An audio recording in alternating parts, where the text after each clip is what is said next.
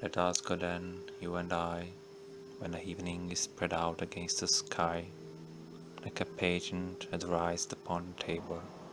Let us go to certain up the deserted streets, the mothering retreats of restless nights in one-night cheap hotels, and the sawdust restaurants with oyster shells, streets that follow like a tedious argument of insidious intent, to lead you to an overwhelming question.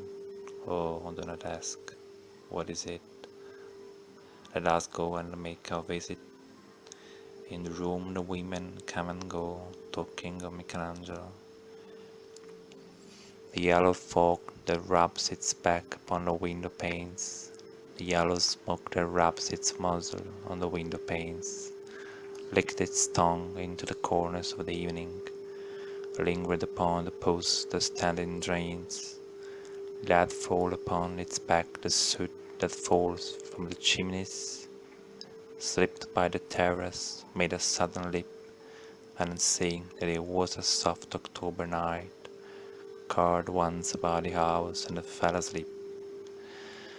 And indeed there will be time for the yellow smoke that slides along the street, rubbing its back upon the window panes. There will be time to prepare a face to meet the faces that you meet. There will be time to murder and create, and time for all the works and days events that lift and drop a question on your plate, time for you and time for me, and time yet for 100 indecisions, and for 100 visions and revisions before the taking of a toast and tea. In the room the women come and go, talking of Michelangelo, and indeed there will be time to wonder, do I dare, and do I dare? Time to turn back and descend the stair with a bad spot in the middle of my hair. They will say, how his hair is going thin, my morning coat, my collar mounting firmly to the chin, my necktie rich and modest, but asserted by a simple pin.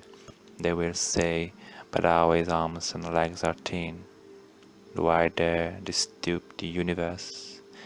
In a minute there is time for decisions and revisions, which a minute will reverse. For I have known them already, now them all. I have known the evenings, mornings, afternoons. I have measured out my life with the coffee spoons. I know the voice is dying with a dying fall beneath the music from our father room. So how should I presume? And I have known the eyes already, known them all, the eyes that fix you in a formulated phrase, and when I am formulated, sprawling on a pane, when I am pinned and wriggling on the wall, then how should I begin to spit out all the patterns of my days and ways? And how should I presume? And I have known the arms already, know them all, arms that are braceleted and white in the bay, but in the lamplight down with light brown hair. Is it perfume from a dress that makes me so digress? Arms that lie along a table or wrap about a shawl? And should I then presume, and how should I begin? Shall I say, I have gone at dusk through narrow streets and watched the smoke that rises from the pipes of a lonely man in his shirt sleeves leaning out of windows? I should have been a pair of ragged clouds scuttling across the floors of silent seas, and the evening slips so peacefully, smoothed by long fingers, asleep, tired, or with the malingers stretched on the floor here beside you and me. Should I, after tea and the cakes and the ices, have the strength to force the moment to its crisis? But though I have wept and faced, wept and prayed, though I have seen my head brought upon a platter, I am no prophet, and it is no great matter. I have seen the moment of my greatness flicker, and I have seen the eternal footman hold my coat, and the sneak and in a short I was afraid. And would it have been worth it, after all, after the cups, the marmalade, the tea, among the porcelain, among some talk of you and me, would it have been worth while to to have bitten off the meadow with a smile, to have squeezed the universe into a bowl, to roll it towards some overwhelming question, to say, I am Lazarus, come from the dead, come back to tell you all. I shall tell you all. If one, settling a pillow by her head, should I say, that's not what I mean at all, that is not it at all. And would it have been worth it after all? Would it have been worthwhile after the sunset and the dooryards and the sprinkled streets, after the novels, after the teacups, after the skirts that trail along the floor, and these and so much more?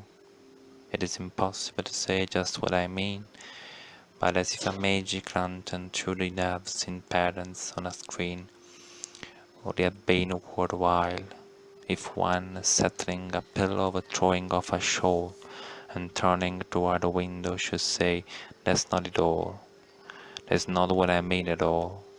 No, I'm not Prince Hamlet, nor was meant to be. I'm an attentive lord on one that will do to swell a progress, start a scene or two, advise the prince, no doubt an easy tool, differential, glad to be of use, politic, cautious, meticulous, full of high sentence, but a bit obtuse, at times indeed almost ridiculous, almost at times the fool. I grow old, I grow old. I shall wear the bottoms of my trousers rolled. Shall I part my hair behind? Do I dare to eat a peach? I shall wear wide flame trousers and walk upon the beach.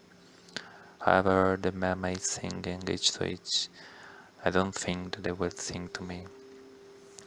I have seen them riding seaward on the waves, combing the white hair of the waves blown back when the wind blows the water white and black. We have lingered in the chambers of the sea, by seekers rated with the seaweed red and brown, till the human voices wake us, and we are drowned.